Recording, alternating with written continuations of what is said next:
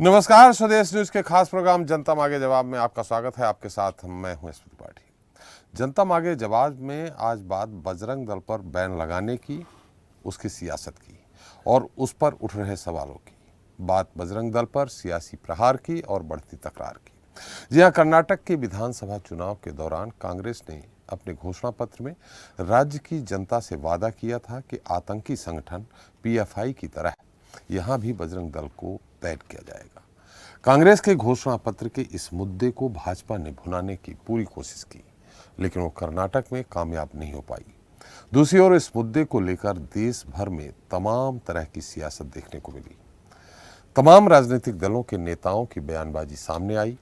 उधर बजरंग दल ने कांग्रेस के खिलाफ देश भर में प्रदर्शन किया था। हनुमान चालीसा का पाठ कर कांग्रेस नेताओं को सद्बुद्धि देने के लिए प्रार्थना भी की थी। कुल मिलाकर कर्नाटक में विधानसभा चुनाव के दौरान न सिर्फ कर्नाटक में बल्कि देश भर में बजरंग दल पर बैन से लेकर बजरंग बली और जय श्री राम पर जमकर घमासान मचा रहा, जो आज भी थमता नजर नहीं आ रहा। चूंकि अब कर्नाटक में कांग्रेस ने सरकार बना ली है, सो घोषणा पत्र में किए गए कांग्रेस के वादे को पूरा करने की मांग भी उठने लगी है। जमीयत उलेमा ए हिंद के अध्यक्ष मौलाना अरशद मदनी ने कहा है कि कांग्रेस ने कर्नाटक में बजरंग दल पर पाबंदी लगाने का जो वादा किया था वो उसे पूरा करे। तो वहीं मदनी के इस बयान पर बजरंग दल सहित भाजपा ने भी पलटवार किया है। बजरंग दल ने चेतावनी दी है कि मुसलमान इस देश में आश्रित हैं, वे सिर पर न नाचे। कोई हम पर बैन लगाकर तो दिखाए। तो वहीं भाजपा इसे देश को बांटने वाली सियासत करार दे रही।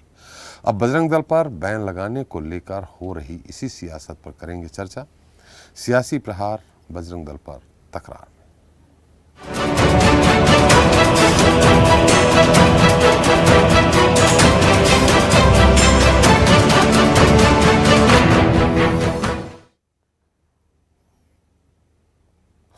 तो कर्नाटक विधानसभा चुनाव में कांग्रेस ने जीत हासिल की है।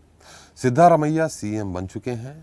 जीत के बाद सिद्धारमैया से बजरंग दल पर बैन लगाने से जुड़ा सवाल किया गया तो उन्होंने कहा कि नफरत फैलाने वाले सभी राजनीतिक समूहों पर कार्रवाई की जाएगी, चाहे धर्म कोई भी हो। सिद्धारमैया के बयान से साफ है कि आने वाले दिनों में बजरंग दल आक्रामक रहा तो कर्नाटक में उस पर कार्रवाई हो सकती है। इस बीच जमीयत उलेमा ए हिंद के अध्यक्ष सैयद अरशद मदनी का बजरंग दल पर प्रतिबंध लगाने के मुद्दे पर बड़ा बयान सामने आया है। मौलाना अरशद मदनी ने कहा कि कांग्रेस पार्टी ने अपने घोषणा पत्र में फिरका परस्त की जमात बजरंग दल पर पाबंदी लगाने की बात कही थी। अब उसे अपना वो वादा पूरा करना चाहिए।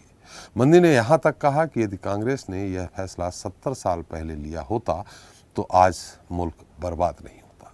उन्होंने कहा कि कर्नाटक में अल्पसंख्यकों ने कांग्रेस को 95 से 100% वोट दिया है। अब यदि बजरंग दल को बैन करने का वादा पूरा नहीं किया गया तो आगे से कोई उन पर भरोसा नहीं करेगा। उधर मौलाना मदनी के बयान पर बजरंग दल और भाजपा नेता आक्रोशित हैं। बजरंग दल के राष्ट्रीय संयोजक नीरज तोनेरिया ने कहा कि यह 1992 में बजरंग दल पर बैन लगाकर देख चुके हैं। हम इन धमकियों से डरने वाले नहीं हैं। उन्होंने यह भी कहा कि मुसलमान इस देश पर आश्रित हैं, वे सिर पर न नाचे। उन्होंने चेतावनी दी है कि कोई बजरंग दल पर बैन लगाकर दिखाए तो वहीं केंद्रीय मंत्री गिरिराज सिंह ने मौलाना मदनी के बयान पर करारा हमला बोला है। उन्होंने कहा कि यह कांग्रेस का अहंकार और तानाशाही है। गिरिराज सिंह ने कहा कि सत्ता के नशे में यदि कांग्रेस ऐसा कदम उठाएगी तो वे उसी में जलकर भस्म हो जाएंगे। दरअसल मॉब लिंचिंग, दंगों और दूसरी हिंसक गतिविधियों में बार बार बजरंग दल का नाम आता रहा है, जिसको लेकर लालू प्रसाद यादव, रामविलास पासवान, मायावती और दिग्विजय सिंह जैसे नेता उस पर प्रहार करते रहे। तो अब कर्नाटक की जीत के क्या मायने होंगे? कांग्रेस के लिए ये एक पसोपेश में रहने वाली स्थिति साबित हो सकती है। ऐसे में अब सवाल यही है कि मैनिफेस्टो में किया गया अपना वादा कांग्रेस कब और कैसे पूरा करेगी। क्या घोषणा पत्र में कांग्रेस का चला गया ये दांव कहीं उसके लिए गले की हड्डी तो नहीं बन जाएगा? जनता मांगे जवाब में इसी मुद्दे पर करेंगे चर्चा। सियासी प्रहार, बजरंग दल पर तकरार। लेकिन पहले सुन लेते हैं कि मौलाना मदनी का बयान और उस पर गिरिराज सिंह का पलटवार क्या। उन्होंने जिन चीजों को अपने मैनिफेस्टो के अंदर दाखिल किया, आप गौर करें कि हमसे वादे किए गए कि हम फिरका परस्त और फसाद परवर अनासिर की जमात बजरंग दल के ऊपर हम कदगन लगाएंगे। अगर ये तारीख गवाह है इस बात की कि अगर ये स्टैंड उन्होंने आज से 70 साल पहले हिंदुस्तान के अंदर ले लिया होता, इख्तिदार उनके हाथ से न जाता, मुल्क बर्बाद न होता, तबाही न आती, फक्र तंगदस्ती का बोलबाला न होता, मुल्क के अंदर इख्तिदार उनका होता जो मुल्क में हर तबके को चैन और सुकून के साथ जिंदा रहने का मौका देते हैं। 70 साल पहले अगर हमारे पूर्वजों से भूल नहीं होती कि देश के बंटवारे में अगर पूरे मुस्लिम कम्युनिटी अगर चला गया होता पाकिस्तान, तो आज भारत में न कोई जाकिर मियाँ पैदा लेता, न ओवैसी पैदा लेता, न मदनी पैदा लेता, न भारत को गजवाए हिंद की बात करता। आज हमारे ऊपर ही बजरंग दल को कह रहे हैं कि इस पर लगना चाहिए पाबंदी, और ये 70 साल पहले। देश का दुर्भाग्य है, हमारे पूर्वजों से बहुत बड़ी भूल। तो इस मुद्दे पर चर्चा करने के लिए बीजेपी के वरिष्ठ नेता एवं पूर्व विधायक शंकर लाल तिवारी जी हैं, कांग्रेस प्रवक्ता जितेंद्र मिश्र जी हैं, हिंदू महासभा के अध्यक्ष स्वामी चक्रपाणी महाराज जी जल्दी ही जुड़ेंगे, मुस्लिम स्कॉलर समी अगई जी हैं, जेडीएस प्रवक्ता मोहम्मद असदुद्दीन जी हैं, और साथ में हमारे साथ बजरंग दल के नेता हैं दिनेश यादव जी। तो सबसे पहले जितेंद्र जी, कब वादा पूरा करेंगे घोषणा पत्र में? त्रिपाठी जी, जी देखिए, कोई भी राजनीतिक दल हो या कोई भी सांप्रदायिक संगठन हो, जी, यदि देश की अमन, देश की फिजा खराब करने का प्रयास करेंगे तो निश्चित तौर पर कार्रवाई होना चाहिए। ये देश की जनता भी मांगती है और ये देश के पढ़े लिखे लोग भी चाहते हैं। जी, चाहे बजरंग दल की बात हो, चाहे पीएफआई की बात हो, सिमी जैसे संगठन भी मध्य प्रदेश में आपने देखा है सर उठा चुके हैं और इनका नेटवर्क भी पाया गया। तो जो तोड़फोड़ करने में विश्वास रखते हो, जो नफरत की बात करते हो, उन पर अगर कार्रवाई की जानी चाहिए तो मुझे लगता है गलत नहीं। रहा सवाल मौलाना मदनी को अभी ये सलाह देने की ज़रूरत नहीं है कि 70 साल पहले क्या चूक हुई, क्योंकि 70 साल पहले देश की परिस्थितियों में था और आज देश जहाँ खड़ा है वो मौलाना मदनी को याद रखना चाहिए। आज आपको बताऊं कि गिरिराज जी की बात आई सामने, गिरिराज जी को भी ये ध्यान रखना चाहिए कि किस मंत्री पद पर है और कौन सा उनका विभाग है, कम से कम उस पर प्रतिक्रिया दे तो ज़्यादा बेहतर होगा। जब से ये सरकार आई है, जब से मैं देख रहा हूँ, निर्मला सीतारमण से अगर वित्त पर सवाल पूछो तो वो कपड़ा मंत्रालय पर जवाब देती, स्मृति ईरानी से सवाल पूछो तो वो सुरक्षा पर बात करती। मुझे समझ में नहीं आता है कि सरकार, देखिए त्रिपाठी जी, हो क्या रहा है? जितेंद्र जी, सीधा सा सवाल है, आपने घोषणा पत्र में कहा है कि पीएफआई जैसे बजरंग दल पर भी हम बैन लगाएंगे। पीएफआई की बात मत करिए, उसमें बैन लग चुका है। अब बजरंग दल पे आपने घोषणा पत्र, आप ये मत कहिए कि दूसरे सांप्रदायिक संगठन जो भी हैं उन पे बैन लगना चाहिए। आप तो सीधे से बात करें कि कब लगा रहे हैं, क्योंकि घोषणा पत्र में आपने कहा है कि पीएफआई जैसे बजरंग दल पर भी बैन लगाएंगे। त्रिपाठी जी, मैं ये पूछना चाहता हूँ कि हमारी सरकार जब थी, जब हमारे हाथ में राम मंदिर निर्माण नहीं था, ये अदालत के फैसले से तय होता था, हमने मंदिर के ताले खुलवाए, हमने पूजा शुरू कराई, इससे ज्यादा हमारे हाथ में कुछ नहीं था। फिर सवाल पूछते थे कि राम मंदिर निर्माण कब होगा, जब हमारा जवाब होता था कि न्यायालय जब कहेगा जब होगा। लेकिन भारतीय जनता पार्टी क्या कहती थी, रामलला हम आएंगे, मंदिर वही बनाएंगे। जब सरकार में बैठ गए, हमने पूछा रामलला का मंदिर कब बनेगा, तो उन्होंने कहा न्यायालय जब कहेगा जब बनेगा। देखिए, हमारी बात को उन्होंने पुष्टि की। मेरा ये कहना है त्रिपाठी जी, जब जब चुनाव आता है, जब जब हैदराबाद से एक आवाज उठती है कि वंदे मातरम नहीं बोलेंगे, इधर से नागपुर से दूसरी आवाज आती है कि वंदे मातरम तो बोलना पड़ेगा। अरे सूतना कपास जुलाओ में लट्ठम लट्ठा चुनाव के समय क्यों शुरू हो जाता है? फिर घुमा दिया आपने। मैं आपको बता रहा हूँ, कर्नाटक में हमने सरकार बनाई है। त्रिपाठी जी, कर्नाटक में हमने सरकार बनाई है। एक एक मुद्दे पर हम विचार करके और उसको निश्चित तौर पर लागू करेंगे। अभी हमारे सामने कर्नाटक में बहुत बड़ी समस्या है। आप ये बताइए कि मौलाना मदनी और गिरिराज किशोर के कहने से थोड़ी हम सरकार चलाएंगे। जो हमारी प्राथमिकता है वो तय करेंगे। आज बजरंग दल ने क्या किया आपने देखा, क्या कार्यशैली है, छिपी नहीं है। जबलपुर में क्या जरूरत थी कार्यालय तोड़ने की, जबलपुर में क्या जरूरत थी तोड़फोड़ करने की। मैं पूछता हूं, इस तरीके से कानून हाथ में लेकर के कोई भी संगठन चलेगा उसके खिलाफ कार्रवाई होना चाहिए, बिल्कुल होना चाहिए। त्रिपाठी जी, मैं पूछता हूं, तलवार लेकर के, डंडे लेकर के ऐसा कौन सा जुलूस हिंदुस्तान में, ऐसी कौन सी सनातन संस्कृति हमको इजाजत देती है कि हम तलवार घुमा करके जय जय श्री राम बोले?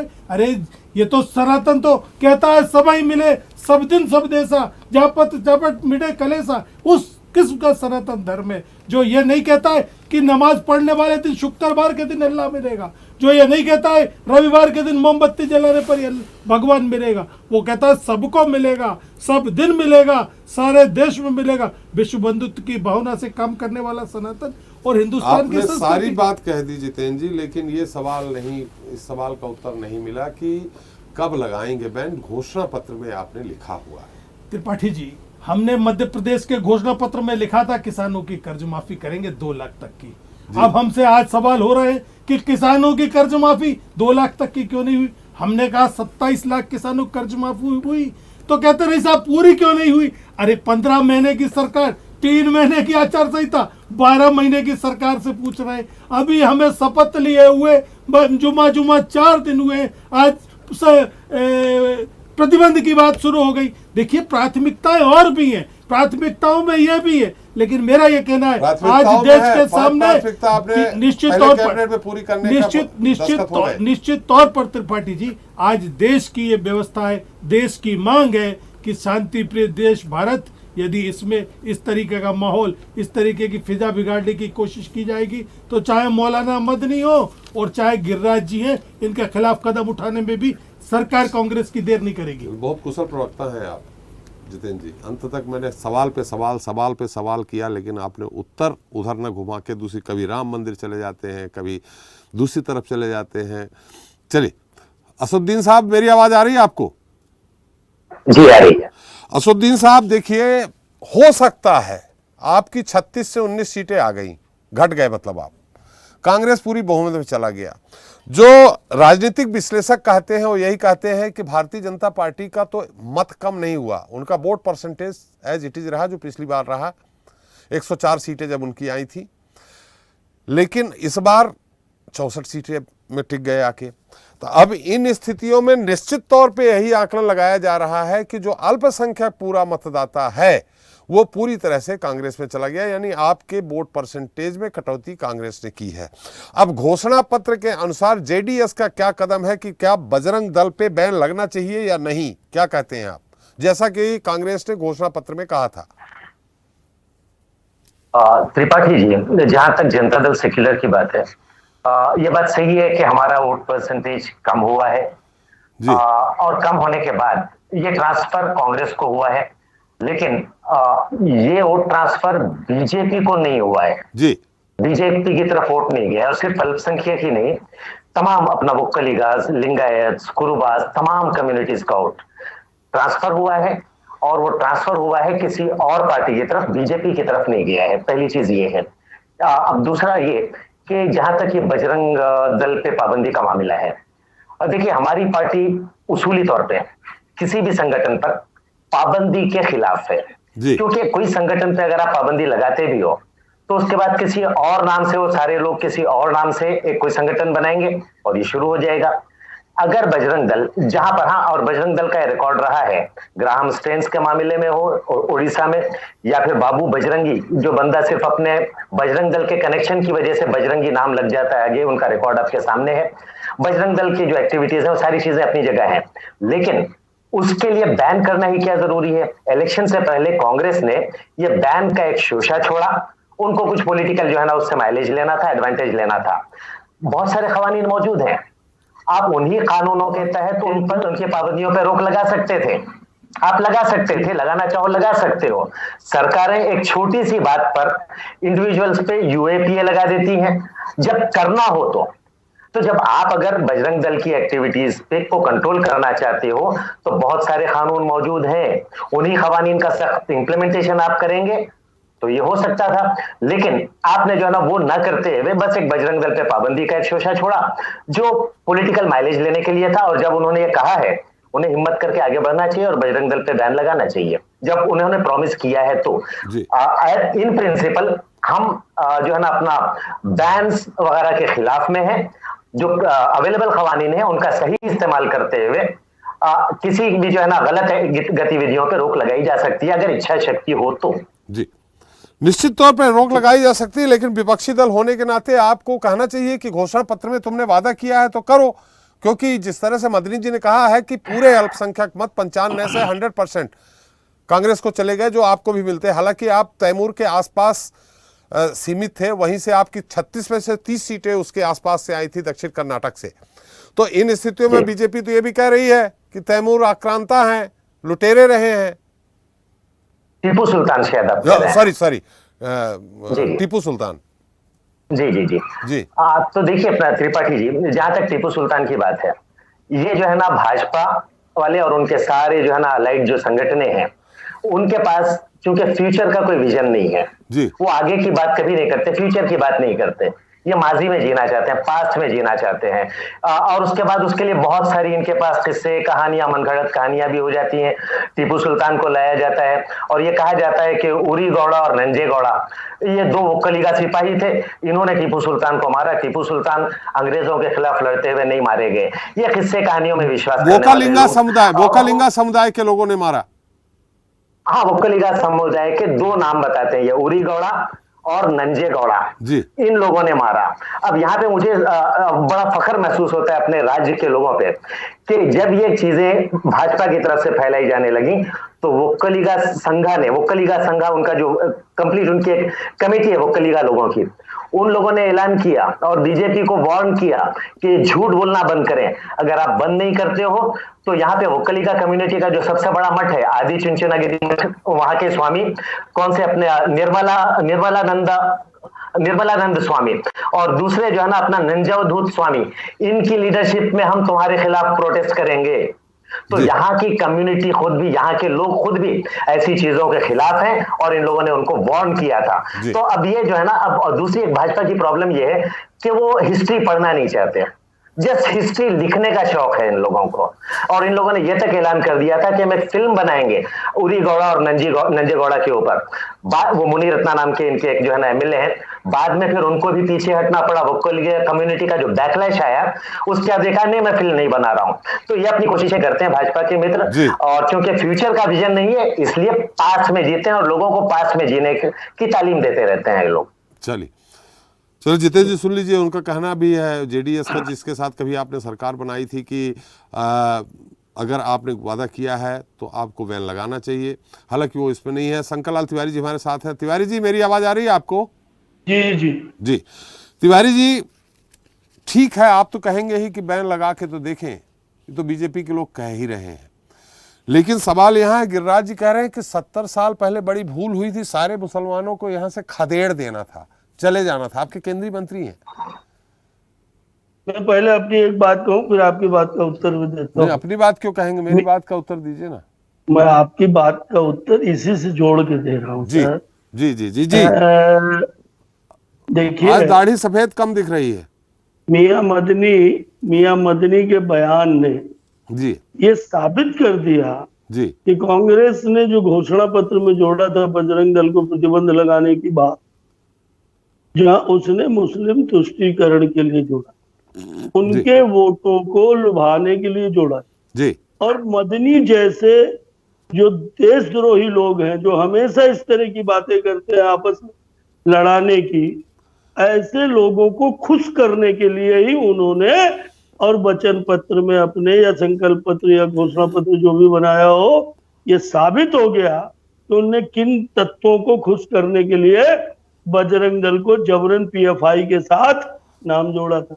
दूसरी बेईमानी ये है कि पीएफआई पे ऑलरेडी पूरे देश में प्रतिबंध लगा हुआ जी, फिर भी चूंकि उन्हें बजरंग दल को टारगेट करके, अभी मेरे बंधु ने कहा है जनता दल एस के जो मेरे नेता है आदरणीय, उन्होंने कहा कि भैया हम तो प्रतिबंध के पक्ष में ही नहीं है। प्रदेश के अंदर, राज्य के अंदर तमाम शक्तियां हैं।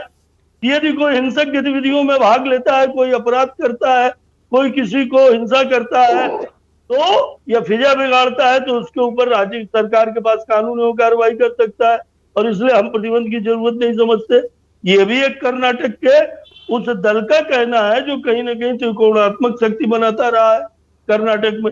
फिर उन्होंने ये भी कहा है, साफ शब्दों में राजनीतिक भाषा में कहा उन्होंने कि कांग्रेस ने ये बजरंग दल पर प्रतिबंध का सोचा शब्द का इस्तेमाल किया। सोचा छोड़ा सिर्फ इसलिए कि अल्पसंख्यक बंधुओं के वोट को वो लुभा सके, इस तरह मुल्ला और मौलाना और मियां जो है उनकी चाटुकारिता करके और वोट कवाड़ सके।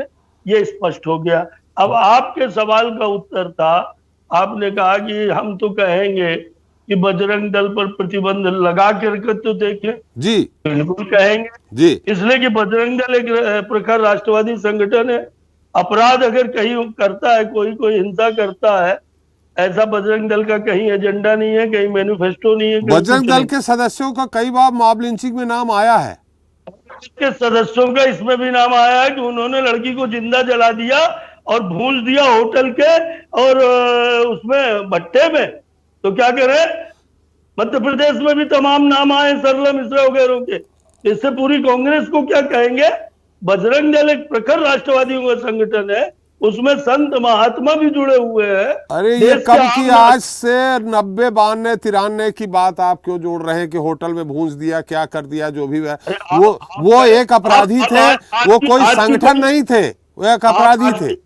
आप आज की कोई घटना बता रहे हैं क्या कि बजरंग दल ने क्या हिंसा करी? अभी मेरे मित्र एक बात पे दुखी थे कि जबलपुर में क्या घटना हुई, कांग्रेस कार्यालय में घुस के तोड़फोड़ की, तलवारें लहराई। तकलीफ है।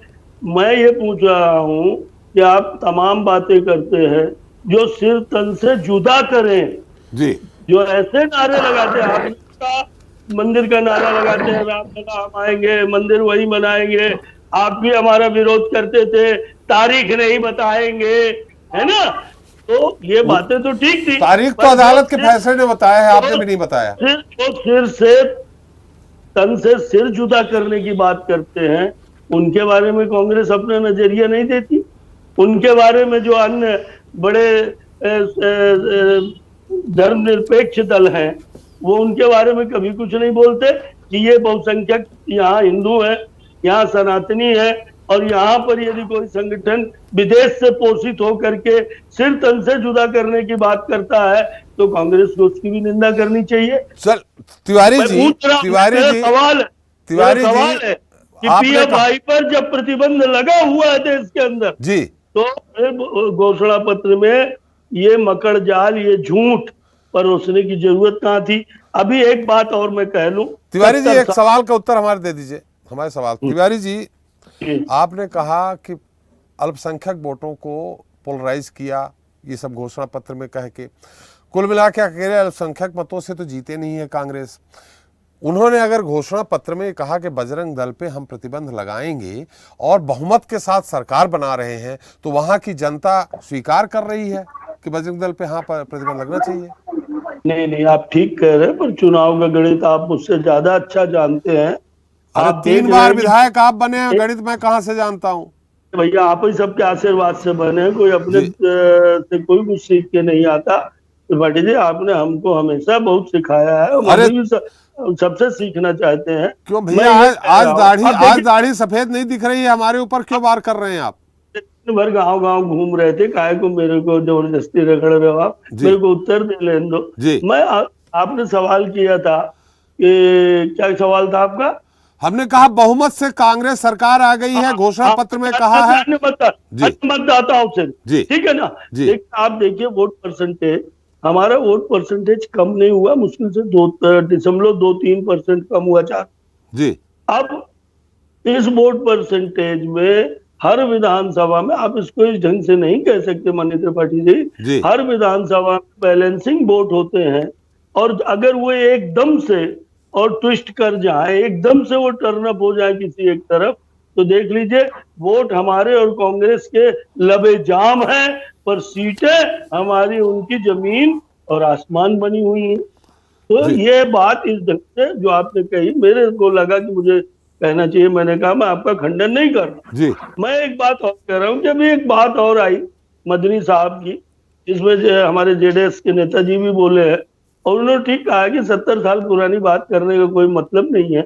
पर मैं आपको याद दिलाऊं, कांग्रेस का हमेशा से स्वभाव रहा है प्रतिबंध लगाना, बेल लगाना। आजादी की लड़ाई के तुरंत बाद 48 में इन्होंने आरएसएस पर प्रतिबंध लगाया, और उसका नतीजा ये हुआ कि आरएसएस कहीं नहीं गया, आज विश्व स्तर का संगठन है और दुनिया का सबसे बड़ा संगठन है, हिंदुस्तान का सबसे बड़ा समर्पित स्वयंसेवकों का संगठन। इन्होंने दोबारा इमरजेंसी में फिर प्रतिबंध लगाया आरएसएस पर, और उनको वापस लेना पड़ा। यहाँ मध्य प्रदेश में दिग्विजय सिंह जी ने कई बार नाटक नौटंकी करी, मैदानों में शाखा नहीं लगेगी, ये नहीं होगा, पर कहीं कुछ नहीं हुआ। बहुत सही बात कही है कि यदि आप जबरन किसी को अपनी शक्तियों का दुरुपयोग करके प्रतिबंधित करोगे तो वो संगठन जनता में और फले फूलेगा, आप उसका कुछ बिगाड़ नहीं पाएंगे। मैं एक आखिरी बात आपसे कांग्रेस मित्रों के लिए सवाल आपके माध्यम से कर रहा हूँ, थोड़ा संक्षेप में तिवारी जी, काफी देर हो गई। एक लाइन, वन लाइन जी, कि क्या मध्य प्रदेश के घोषणा पत्र में बजरंग दल पर प्रतिबंध लगाने की बात, अभी जबलपुर की घटना पे बड़ा दुख मंदोदरी मिलाप कर रहे थे, क्या वो यहाँ प्रतिबंध लगाने का काम अपने वचन पत्र, संकल्प पत्र, घोषणा पत्र में करेंगे? मैं इतना जानता। आपको मुहमागी मुराद क्यों देंगे वो? तो फिर कहीं कर्नाटक का राजनीतिक समीकरण अलग रहा है।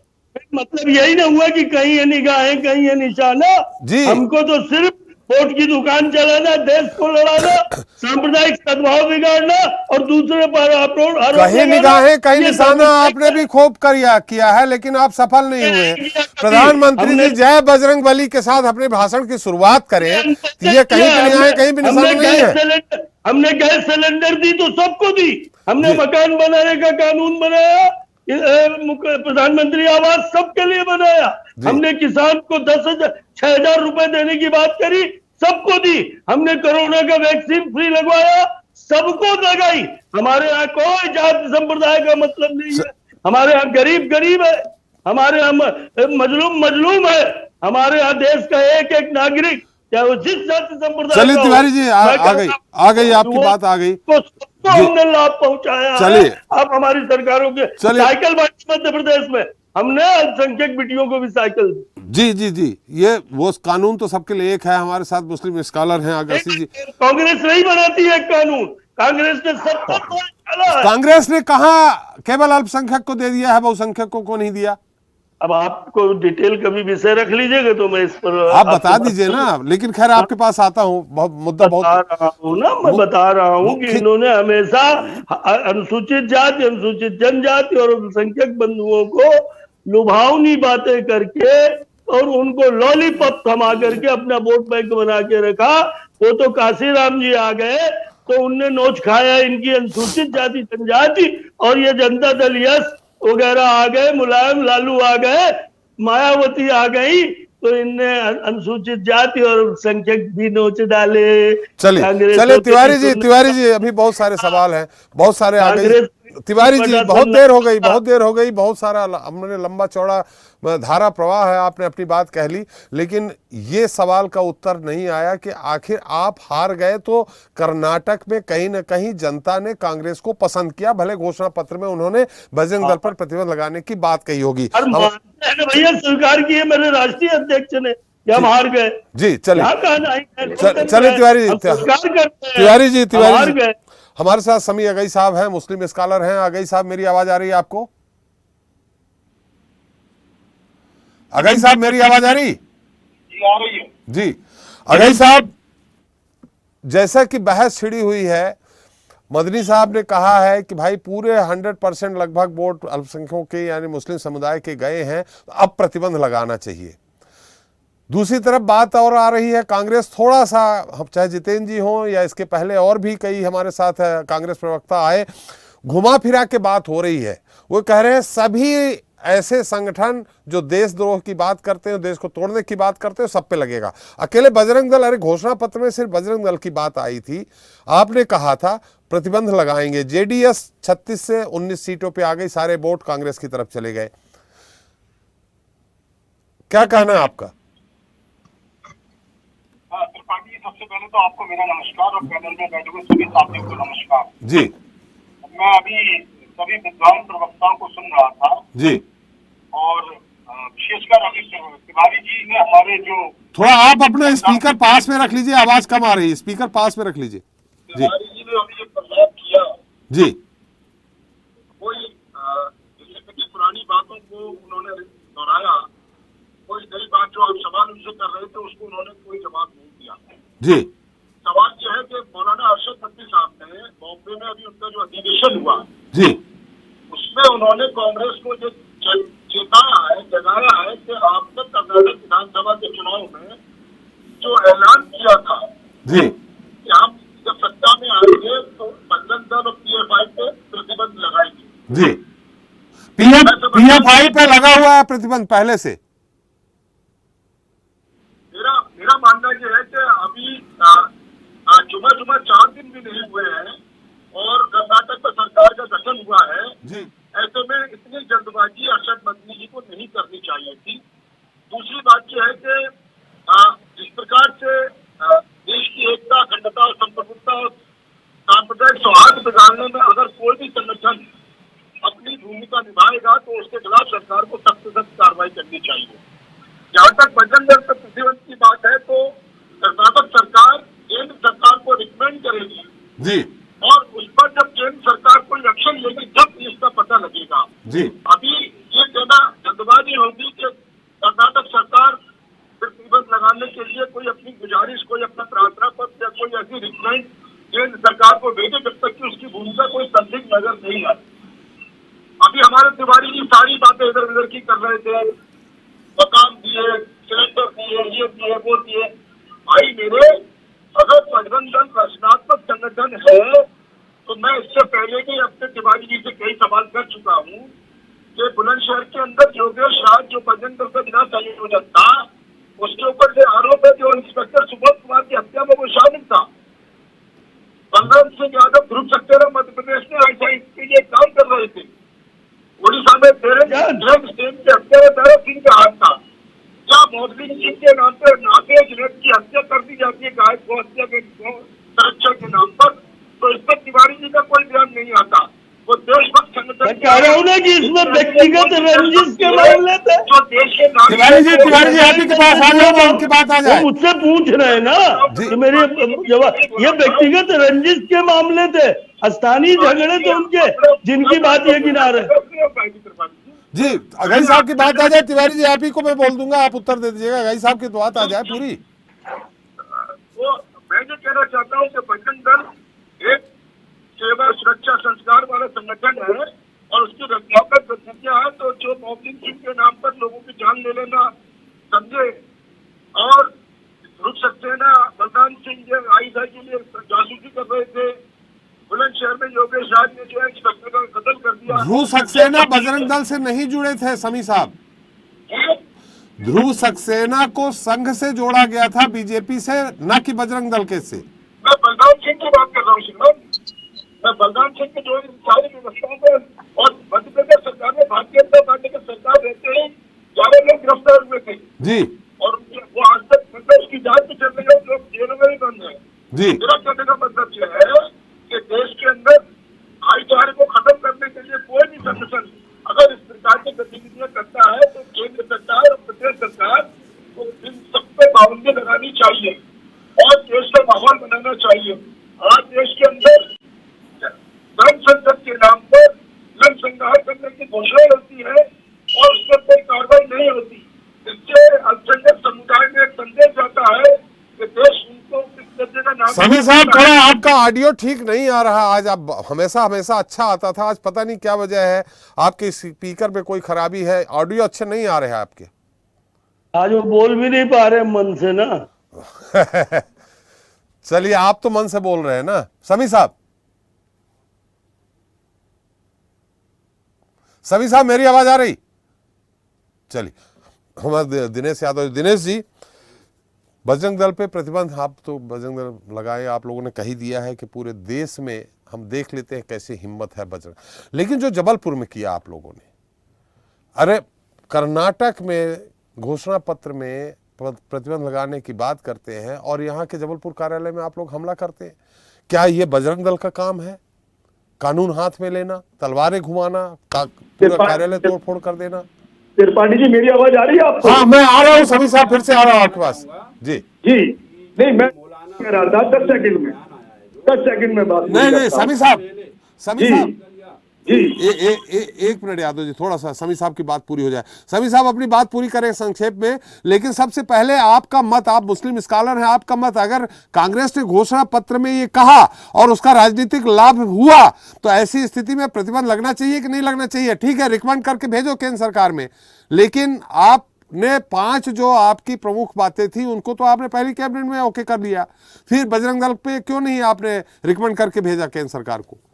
मैं समझता हूं त्रिपाठी जी कि कांग्रेस ने जो 5 घोषणाएं की थी उसको पहली कैबिनेट की मीटिंग में मंजूर कर लिया, लेकिन क्योंकि बजरंग दल पर प्रतिबंध लगाने का जो प्रश्न है, जिसके लिए मौलाना अरशद मदनी साहब ने कांग्रेस को चेताया है, अभी उसमें एक जल्दबाजी होगी, क्योंकि अभी जुमा 4 दिन हुए हैं और हमें कांग्रेस से ये अपेक्षा रखनी चाहिए कि जब वो सरकार ढंग से चलाने लगे और इस तरह की गतिविधियों में जब बजरंग दल का कहीं नाम आए तो उसकी रिकमेंड केंद्र सरकार से करे इस पर। और चाहे कोई भी संगठन हो इस प्रकार का, अगर इस प्रकार की गतिविधियों में वो संलिप्त पाया जाता है तो सरकारों को जो अधिकार होना चाहिए कि वो उस पर प्रतिबंध लगाएं।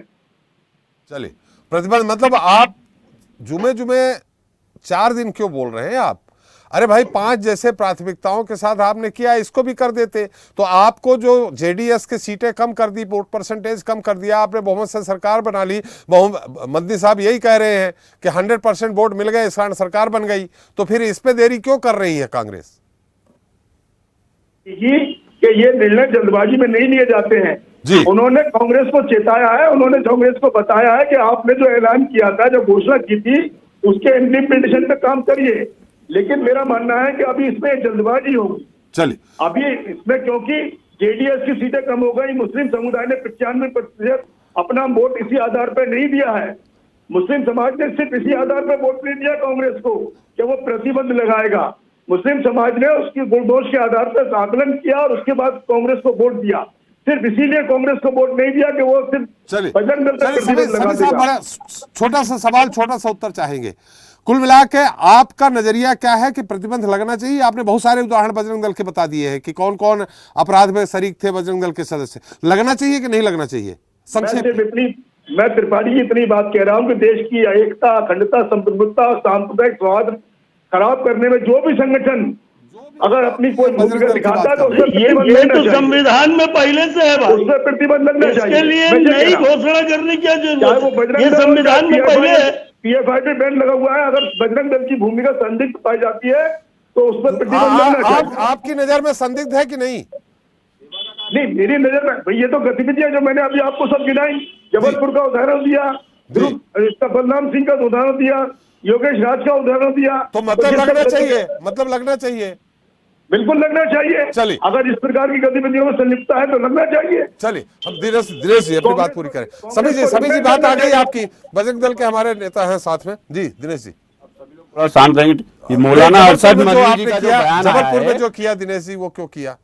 मैं भी बताना चाहूंगा। मौलाना अरशद मदनी जी का जो बयान आया है कि कांग्रेस ने 70 साल पहले बजरंग दल पर बैन लगाना चाहिए था, ये बड़ी हंसने वाली बात है, क्योंकि बजरंग दल का जन्म ही नहीं हुआ था 70 साल पहले। पहली बात तो ये हो गई। और बजरंग दल कोई राजनीतिक संगठन नहीं है, बजरंग दल एक धार्मिक संगठन है। लेकिन कर्नाटक चुनाव में जिस प्रकार कांग्रेस ने जानबूझ करके बजरंग दल को राजनीति में घसीटने की कोशिश की थी, ये बड़ी वैसे तो शर्मनाक घटना थी, लेकिन उसके बावजूद भी मैं बताना चाहूंगा कि बजरंग दल देश की धार्मिक और सात्विक शक्ति का वर्णन है। वह लफ्जियात के मामले में या गौकसी के मामले में, धर्मांतरण के मुद्दों पर और ऐसे बाकी कई विषय पर हिंदू समाज की ताकत बनकर, रक्षक बनकर खड़ा होता है, ऐसा बजरंग दल। और हमेशा बजरंग दल कानून के दायरे के अंतर्गत कार्य करता है। बजरंग दल कभी भी मर्यादाओं का पालन करता है और मर्यादाओं में रहते हुए हिंदू समाज के साथ। जबलपुर में मर्यादा में थे आप? जबलपुर देखो, जबलपुर की घटना एक अलग घटना, लेकिन मैं आपको बताना चाहूंगा कि बजरंग दल पूरे देश में काम करता है। जैसे कोरोना काल में जब अच्छे धार्मिक संगठन का पता नहीं था, वहां बजरंग दल सेवा कार्य कर रहा था, जो पूरे देश ने देखा। हम उसकी बात ही नहीं कर रहे दिनेश जी, नहीं, हम बात कर रहे हैं कर्नाटक में प्रतिबंध लगाने। आपको हर बात, यहाँ तो व्यक्तिगत बात हो रही है, आप देख रहे हैं। तो आपको बजरंग दल का कार्य है बजरंग दल का सेवा, सुरक्षा और संस्कार। सेवा आपने देखी है ना, और कहीं कहीं सुरक्षा में आपने देखा ही होगा, मर्यादाओं में रह करके हमको धर्मांतरण के मामले रोकने पड़ते हैं, लफ्जियात के मामले रोकने, हमारा तो कानून के दायरे में हम रह करके कार्य करते हैं। लेकिन जबलपुर में जो हुआ वो दायरा था, जबलपुर में जो हुआ कानून का दायरा था। लव जिहाद के मामले जो आते हैं, लव जिहाद के मामले आते हैं और बाकी प्रकार के मामले आते हैं, जो भी विषय पर जहां हिंदू समाज को एक बजरंग दल की जहां जरूरत पड़ती है, वहां बजरंग दल पूरी तरीके से रक्षा के रूप में खड़ा हो जाता है। बहुत सही बात कही आपने, लेकिन हमारे सवाल का छोटा सा तो उत्तर दे दीजिए। जबलपुर की दृश्य सभी ने, आपने भी देखे होंगे, राजनीतिक घटना थी, है ना। उसमें वैसे तो संगठन का कोई दूर दूर तक नहीं, बजरंग दल के कार्यकर्ता घुसे थे। बजरंग दल के कार्यकर्ता जो मैं कार्य करते हैं वो मैं आपको बता रहा हूं कि बजरंग दल सेवा सुरक्षा संस्कार नहीं, तो वो जबलपुर में क्या था, सेवा सुरक्षा था क्या?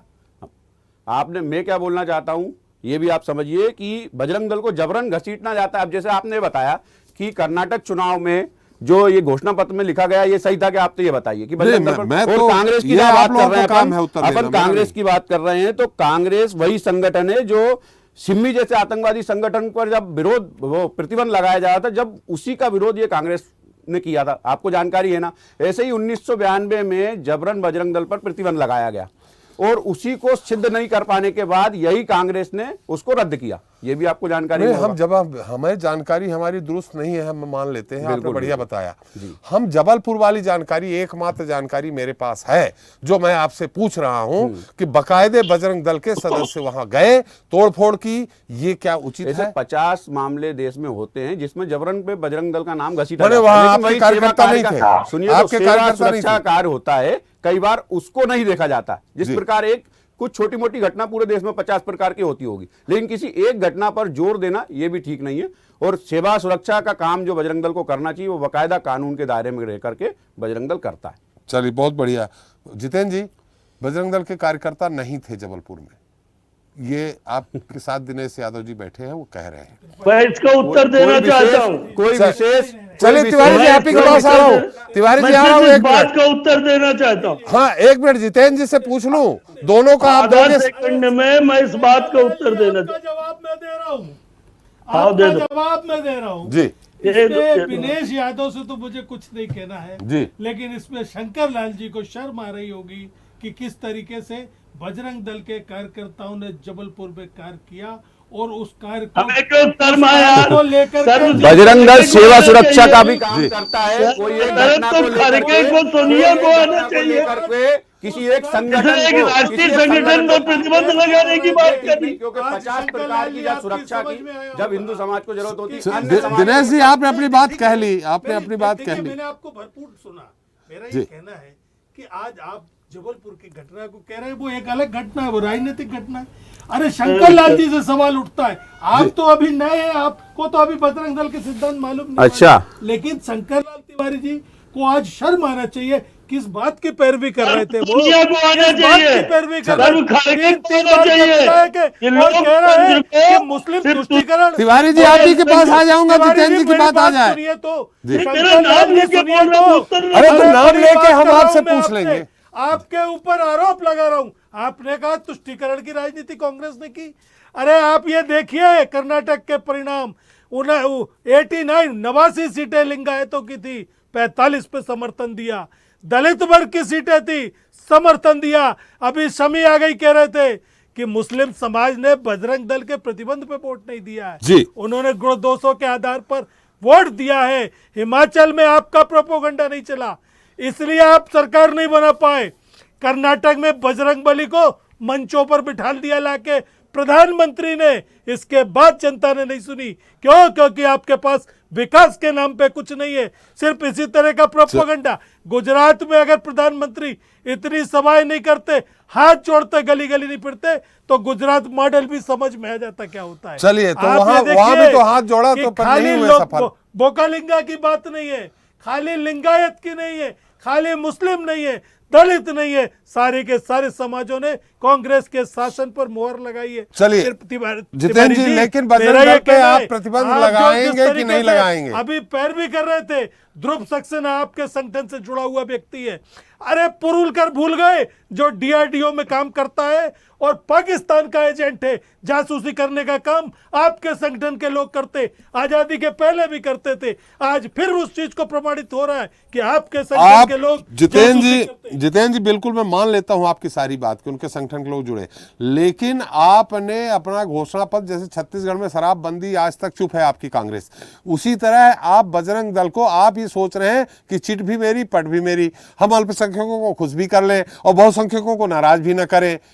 तो अब उसमें आप लोग जब एक बार घोषणा पत्र में कह दिया तो घुमा क्यों रहे हैं? आप बोलिए ना कि हाँ लगाएंगे, रिकमेंड करके भेजेंगे। मैं तो लगा ना जी, हमने घुमाने की बात नहीं की जी। हमने राम मंदिर पर अपना स्टैंड पहले दिन कर दिया था साफ कि न्यायालय के निर्णय से निर्णय होगा। हम अगर इस तरह की तुष्टिकरण करते, इस तरह की अगर बात करते, तो ये हिंदू समाज के जो इन्होंने बरगला के बहुत साल तक शासन कर लिया है, ये हम भी कर सकते थे। लेकिन हम सरकार बनाने के लिए राजनीति कभी नहीं करते। हमारा जनसेवा उद्देश्य था। हमने पहले दिन से कह दिया था कि राम मंदिर के निर्माण का फैसला अदालत करेगी। हमने ये नहीं कहा कि आज आ रहे हम मंदिर बना रहे, हम रामशिला के नाम पे पैसे ले रहे, हम पादुका पूजन के नाम पे पैसे ले रहे। हमने कभी ये निर्णय ले लिया। और कर्नाटक में भी के बाहर बात हो रही है। बजरंग जितेंद्र जी जिस समाज के लगातार विषय से बाहर की बात हो रही, की बात करेंगे। बजरंग दल पे प्रतिबंध की आज बात हो रही है। हम राम शिला पूजन की या चरण पादुका की इसकी बात ही नहीं है। तुष्टिकरण, अरे तुष्टिकरण करने वाले सबसे बड़े शहंशाह तो आप हो। लेकिन अब क्या है, लेकिन वो तुष्टिकरण करते हैं तो दड़ेगम बोलते भी हैं। आप क्यों बच रहे हैं प्रतिबंध लगाने? मैं ये कह रहा हूं कि 9 साल में अब जनता की समझ में आ गया है कि आपसे सड़क पे बात करो, आपसे बिजली पे बात करो, कहा बहुत फिर भी से अंतर हो रहा है। मोदी सरकार फिर भी से अंतर हो रहा है, फिर भी से अंतर हो रहा है। जितेंद्र त्रिपाठी जी, अरे जब एक ही मुद्दा इनके पास है, मध्य प्रदेश में क्या करेंगे, मध्य प्रदेश में क्या, अरे 5 दिन की सरकार से सवाल पूछते हो आप 18 साल उस सरकार में बैठे हो मध्य प्रदेश में, 12 महीने कमलनाथ सरकार सवाल पूछते हो, 18 सालों के जवाब कौन देगा श्रीमान? चलिए वो जवाब ले लेते हैं। क्या तिवारी जी आप उत्तर देना चाह रहे थे, लेकिन साथ में हमारा एक सवाल भी है बड़ा छोटा सा। आपके बीजेपी के बड़े बड़े नेताओं ने, जैसा कि अभी उन्होंने कहा कि फिल्म बनाने की तैयारी कर ली थी हमारे जेडीएस के असदुद्दीन साहब ने, कि फिर बाद में जो बोकालिंगा समुदाय के लोग हैं उन्होंने विरोध कर दिया, रुक गए। तैमूर टीपू सुल्तान को बताया है आक्रांता, लुटेरा, आप कितना सहमत है? हम पूरी तरह सहमत हैं। टीपू सुल्तान अपने राज्य की रक्षा करने के लिए लड़ रहा जी, वो देश की आजादी की लड़ाई नहीं लड़ रहा जी। और इस नाते आज भी वहां, अभी भाई साहब बता रहे थे कि किस्सा कहानियां जी, ये किस्सा कहानियां ही देश का इतिहास है जी। और ये किस्सा कहानियां कोई हम अपने से नहीं गढ़ते हैं जी। ये हमारी दादी, हमारी नानी, हमारे बुजुर्ग या बुजुर्ग इतिहासकार जो होते हैं वो हमें पढ़ाते हैं। और इसलिए एकदम से उसे खारिज करना उचित नहीं। यदि कोई शोध है तो उसको सामने रख कर प्रमाणित करना चाहिए। मैं आपसे ये कहना चाहता था जी कि अभी बहुत मेरे मित्र ने लास्ट में वो पता नहीं क्या क्या कहने लगे और वो कहने लगे मुझे शर्म आनी चाहिए। मुझे क्यों शर्म आनी चाहिए भैया जी? सवाल आज आपसे हो रहा है कि बड़े 30 मार खा बन करके और आप कह रहे थे कि हम बजरंग दल पर प्रतिबंध लगाएंगे जी। हमारा आज डिबेट जो चैनल स्वदेश चला रहे हैं तो सबसे बार बार सवाल कर रहे हैं कि भैया लगाते क्यों नहीं हो जी, भैया लगाते क्यों नहीं हो। अभी हमारे मुस्लिम विद्वान जो है, स्कॉलर जो है, उन्होंने कहा कि अभी समय नहीं है और जब समय आएगा तो लगाएंगे।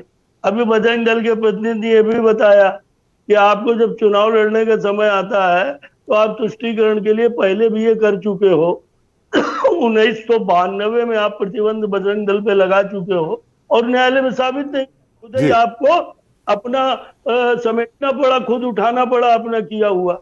अभी बात हो रही थी कि राम जन्मभूमि की बात कर रहे थे कांग्रेस के मित्र। देश की जनता सुनती है यार, प्रदेश की जनता सुनती है। 4 सरकारें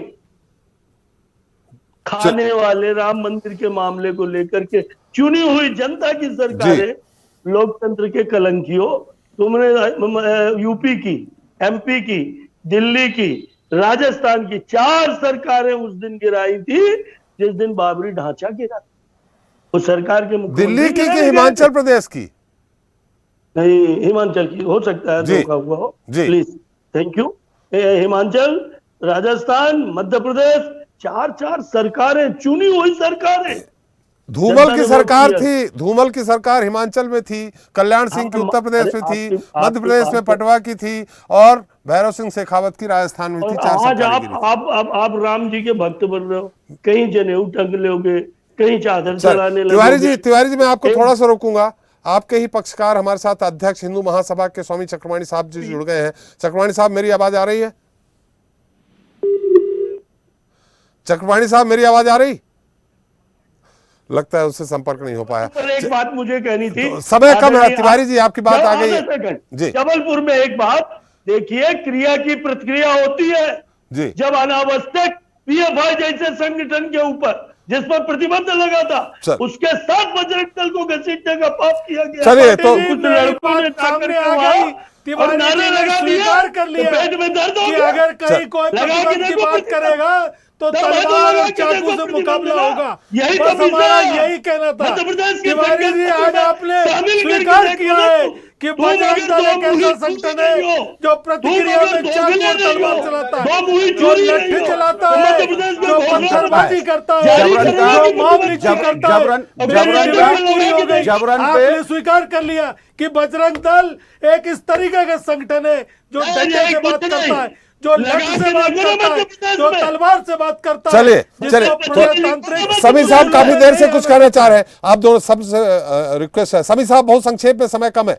समी साहब, मुझे आज थोड़ा तकलीफ हो रही है त्रिपाठी जी। ये अब से पूर्वी में आपके साथ डिबेटों में बैठा, लेकिन जिस प्रकार से आप संचालित आज कर पा रहे हैं जी, तिवारी जी तो आपकी सुन ही नहीं रहे जी, अपनी बात पे कह चले आ रहे। मैं सिर्फ ये कह रहा हूँ कि हजरत टीपू सुल्तान के बारे में अभी ये उनको आक्रांता कह रहे थे जी। हजरत टीपू सुल्तान 1857 की जंग के नायक हैं। अंग्रेजों के खिलाफ सबसे बड़ी शुरुआत हैदर अली और उसके बाद टीपू सुल्तान ने की थी। ये तो ये बात कर सकता है, रानी झांसी ने की थी। अरे समी साहब, इन्हें तो 2014 का पहले का कुछ भी याद नहीं है जी। ये तो सब 2014 के बाद की बात करते हैं। हाँ तो देश 2014 के बाद ही आजाद हुआ है, उससे पहले देश गुलाम था। 2014 के बाद देश आजाद हुआ है, 2014 के बाद भी नरेंद्र मोदी जी ने देश को आजाद कराया, ये कहते हैं जी। तो इनका तो देश की जंगे आजादी में कोई रोल था ही नहीं। इनके तो जो नायक है वो माफी मांग रहे थे। इनके नायक हिंदुस्तान के लोगों से कह रहे थे कि अंग्रेजों के खिलाफ मत लड़ो। तो आज ये अगर इनको जो कोई अधिकार नहीं है कि जिस प्रकार की बातें करें, लेकिन क्योंकि ये गुंडागर्दी है और इनके पास सिवाय धार्मिक ध्रुवीकरण करने के सिवा और कोई बात नहीं है। हम तो सिर्फ ये कहना चाहते हैं कि देश की जंगे। लेकिन सभी साहब कांग्रेस ने भी धार्मिक ध्रुवीकरण करने का प्रयास कर्नाटक में किया कि नहीं किया? बिल्कुल किया, लेकिन जनता बहुत समझदार है और जनता ने अपने विवेक से जिसको अच्छा समझा उसको चुनने का काम उसने किया। चलिए, लेकिन आज अगर ये अगर कोई संदिग्ध गतिविधियों में शामिल रहेगा तो उसके खिलाफ कार्रवाई नहीं होनी चाहिए। तो मैं पुरजोर मांग करता हूँ कि जो भी संगठन हो, अगर देश की एकता, संप्रभुता, आपसी सौहार्द, सांप्रदायिक सौहार्द को खराब करने का काम करेगा, उसके खिलाफ केंद्र सरकार को, प्रदेश सरकारों को कड़ी से कड़ी कार्रवाई करनी चाहिए। संविधान में जी भी बढ़ते हैं तो हो जाते हैं बदनाम, तुम कत्ल भी करते हो तो चर्चा नहीं होती। चलिए तिवारी जी, आज चर्चा आपकी काफी हो गई। आज थोड़ा आज गुस्से में है तिवारी जी आप, लगता है। इसीलिए मैं बार बार कह रहा हूँ कि आज जो कांग्रेस प्रवक्ता आपकी दाढ़ी ज्यादा श्वेत धवल नहीं दिख रही है। जी परिचय स्कॉलर दे रहे हैं, ये विद्वान है और सिर्फ प्रवक्ता की तरह बात कर रहे हैं। चलिए, हमारा समय समाप्त हो गया तिवारी जी, समय समाप्त हो गया। असदुद्दीन साहब काफी देर से बैठे हैं, सिर्फ हाँ नाम है, हम जानना चाहते हैं असदुद्दीन साहब कि क्या आप सदन में जब बैठेंगे विपक्ष में होने के नाते, क्योंकि कांग्रेस तो आपको सरकार में इस बार ले नहीं रही है, पिछली बार ले ली थी, जरूरत थी, तो आप ये मुद्दा उठाएंगे कि कांग्रेस घोषणा पत्र में जो भी घोषणा की है उसको पूरा करे? संक्षेप पे सारी घोषणाओं पे अमल करने का हम डिमांड करेंगे। सिर्फ बजरंग दल तक सीमित नहीं रहेंगे, बहुत सारे इंपॉर्टेंट इश्यूज हैं, किसान परेशान है, हेल्थ सेक्टर कमजोर है, ये सारे मुद्दे हैं, हम इसका जो है ना अपना कंस्ट्रक्टिव अपोजिशन का रोल अदा करेंगे। चलिए, समय भी समाप्त हो गया। बहुत बहुत धन्यवाद तिवारी जी आपका, जितेंद्र जी आपका, समी साहब आपका, दिनेश जी आपका और असदुद्दीन साहब आपका हमारे साथ चर्चा में शरीक होने के लिए और अपना अमूल्य मत देने के लिए। तो जनता मांगे जवाब में आज हमने बात की बजरंग दल पर बैन लगाने को लेकर कर्नाटक में कांग्रेस के द्वारा खेले गए दांव की, जिसमें भाजपा कांग्रेस के साथ ही धर्मावलंबियों के अपने अपने तर्क और दावे हैं। लेकिन अब बजरंग दल को कर्नाटक में कांग्रेस बैन कर पाएगी या नहीं कर पाएगी, ये तो आने वाला वक्त ही बताएगा। लेकिन एक बात तो तय है कि कांग्रेस के लिए कर्नाटक में बजरंग दल को बैन करना आसान नहीं होगा। देखना ये भी होगा कि आगे बजरंग दल पर बैन लगाने की ये सियासत देश में और क्या गुल खिलाती है। जनता मांगे जवाब में तही। नमस्कार।